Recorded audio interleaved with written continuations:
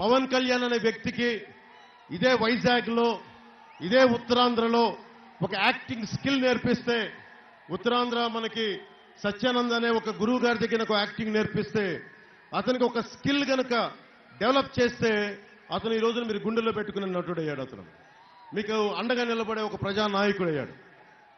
మనం ఏ రోజున కూడా స్కిల్ డెవలప్మెంట్ గురించి ఆలోచించట్లా.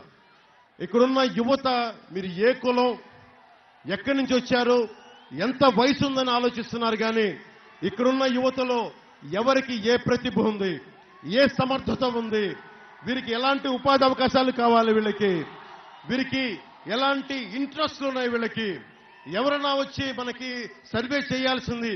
కులాలు వీటన్నిటితో పాటు కూడా అక్కడున్న కుర్రాడికి నీకేం కావాలని ఉంది భవిష్యత్తులో, అక్కడున్న యువతకి మీకేం అవ్వాలనుంది, ప్రభుత్వం మీకు ఏం చేయాలి, ఎలాంటి ఉపాధి అవకాశాలు కావాలి, ఎలాంటి స్కిల్ డెవలప్మెంట్ చేయాలి మీకు, మేము ఇలాంటి అడగబోతున్నాం. ఈ రోజున అన్ని మేనిఫెస్టోలు చెప్పే ఒకటైతే మేనిఫెస్టో కోసం పోరాటం యాక్చువల్గా రేపొద్దున అసెంబ్లీలో మొదలవుతుంది. నేను ఇప్పటిదాకా మనస్ఫూర్తిగా మీ అందరి ఆశీస్సులు కోరుకుంటా ఉన్నాను. మా జనసేన 21 మంది సభ్యుల్ని, తెలుగుదేశం శాసనసభ్యులందరినీ, భారతీయ జనతా పార్టీ పార్లమెంట్ శాసనసభ్యులందరినీ మిమ్మల్ని గుండెలో పెట్టుకుని గెలిపించండి. మీకోసం ఒళ్ళుంచి పనిచేస్తాం. మీకోసం ఒక సేవక నాయకత్వం, సర్వెంట్ లీడర్షిప్ ఇస్తాం మీకు. దానికి ముందుండి నేను నడిపిస్తాను.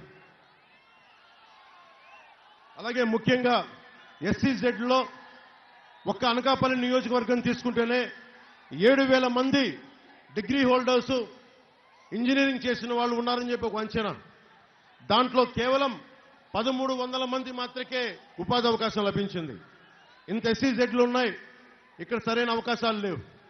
జనసేన, తెలుగుదేశం, భారతీయ జనతా పార్టీ ప్రభుత్వం కూటమి రాగానే SEZలో ఇక్కడున్న యువతకి ఉపాధి అవకాశాలు కల్పించేలాగా మేము పోరాటం చేస్తాం. మీకు స్కిల్ లేకపోతే, SEZలకు సంబంధించిన స్కిల్ లేకపోతే ఆ స్కిల్ శిక్షణ ఇచ్చి మరి మీకు ఉపాధి అవకాశాలు కల్పించేలాగా మేము కృషి చేస్తాం, పాటుపడతాం.